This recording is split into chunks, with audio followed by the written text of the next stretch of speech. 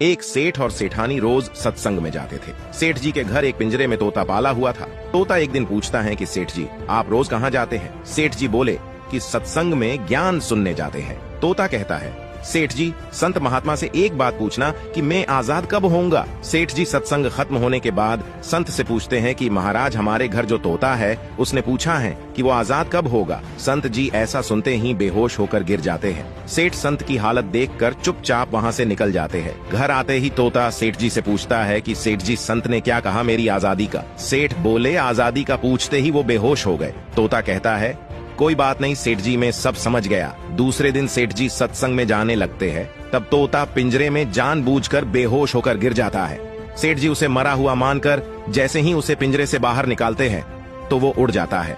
तब संत ने सेठ जी से कहा कि देखो, तुम इतने समय से सत्संग सुनकर भी आज तक सांसारिक मोह माया के पिंजरे में फंसे हुए हो, और उस तोते को देखो, बिना सत्संग में आए मेरा एक इशारा समझकर आजाद हो गया।